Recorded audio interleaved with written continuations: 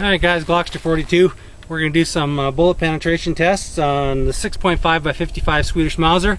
We'll be using 4 different types of loads, and the gun we're going to be using is this Tikka model M695. I've had this gun for a long time. It's 6.5 by 55 Swedish Mauser caliber, like I said. A Leopold Vari X2 3x9 on it with Burris faces and rings. The gun is smooth as butter. I mean, look at that, eh? The only thing I don't like about it is a single stack magazine. It's only good for 3 rounds, and it has to be loaded from outside. You cannot load the magazine inside the firearm. You can't top off, which I really absolutely just loathe. That's the only thing I dislike about this rifle. And the fact that honestly it's not that accurate. Best I can get is about 1 3/4 inches, and I've tried every single bullet and powder combination I could think of, from the expensive hard to find Victoria's to Hodgdon's, Alliance, and Imar, and I finally settled on Reloader 19 and Reloader 22, depending on which bullet I'm using. But this is the 6.5 by 55 Swedish Mauser, and you know, it's been a darn fine rifle for me. I have actually had it since about 98. I've never killed a big game with it. It's taken some coyotes, some foxes, a lynx, but I've never shot a big game animal with it. So that's my big thing this year, is that I am going to get a frigging whitetail or a mule deer with this gun this year. Alright guys, let's get some bullet testing done. Alright, the next caliber we've got is my 6.5 by 55 Swedish Mauser with a 160 grain Hornady round nose bullet. These things have been around for 100 years at least or more. Lots of use in Africa. Not so popular over North America, although the 6.5 does have quite a following. So let's see how this one does. Alright, there's the 6.5 by 55 160 grain round nose entry point right there. It's opening up pretty good.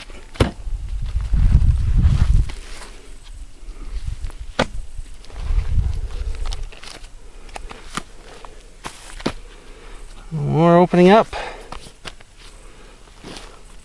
Virtually no recoil in this firearm whatsoever.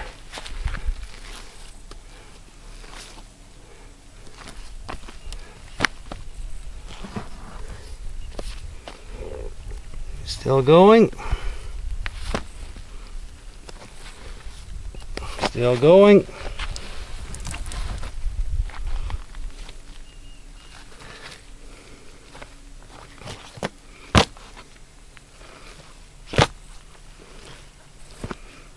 Looks like she's gonna, like we got her there, right there.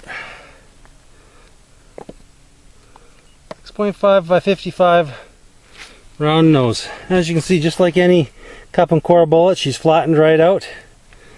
Let's see what we got for penetration.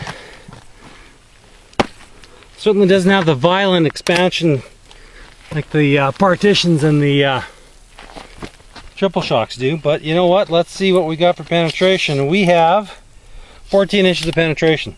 So that out penetrated the 308 with a 158 grain bullet. Okay, next up in the 6.5 is going to be the 130 grain Barnes triple shock. Alright, there's the 130 grain Barnes triple shot in 6.5 by 55. See how she does. Never tested this bullet. Huge cavity. Oh my. Massive cavity.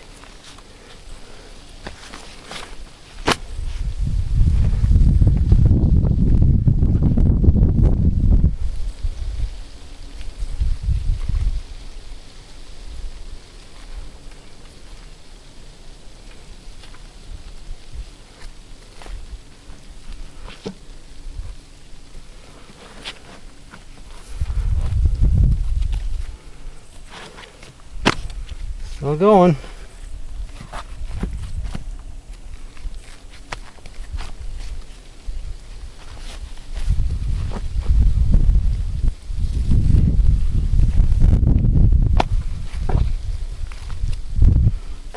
There she be.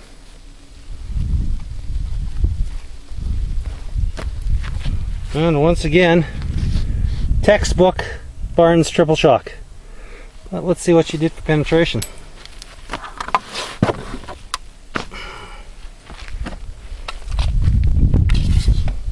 penetration of 15 inches. Not all that much spectacular, better than the 160 grain round nose, but you know what? It had a pretty darn good wound cavity. And here we have the 140 grain Hornady soft point flat base in the 6.5 by 55. Alright, this is the 140 grain 6.5 Hornady. Wow, great temporary wound cavity. That's pretty impressive. I'm impressed. You know what the really cool thing is? We haven't had a single real dog in the whole test yet.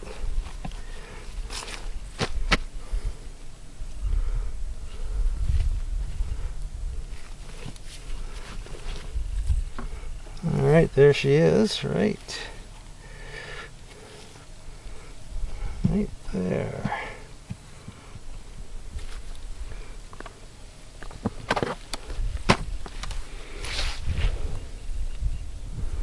And there's the 140 grain Hornady bowtail. Looks just like every other Hornady cup and core bullet I've shot. Good penetration, good expansion, and held together. And total penetration of 12 inches.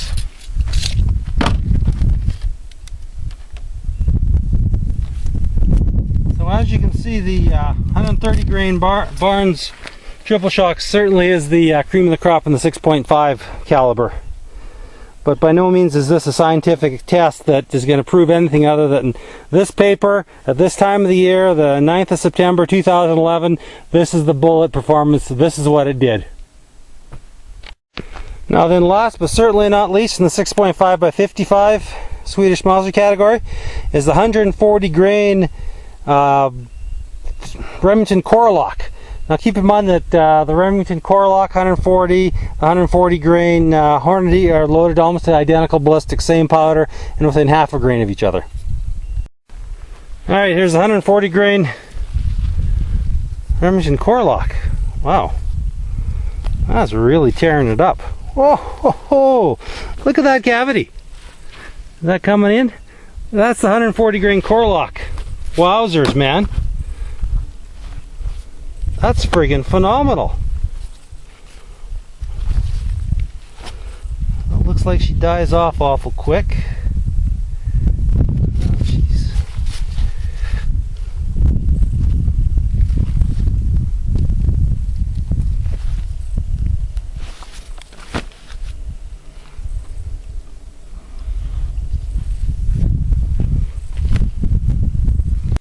Alright, the surprise of the 6.5 test, I think, is this 140 grain cor-lock.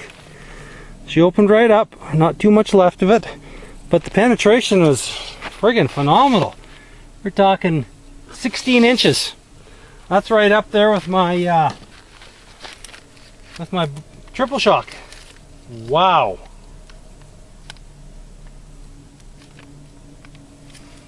Now does that mean I'm going to shoot the cor-locks? Probably not. They've changed them up. This is an old cor-lock, so the new ones aren't quite as tough, and these just aren't very accurate in my gun compared to my triple shocks. But guys, you can do a lot worse. An economy bullet doing damn near premium bullet prices. Alright guys, that wraps up the 6.5 testing. Let's move on to something else.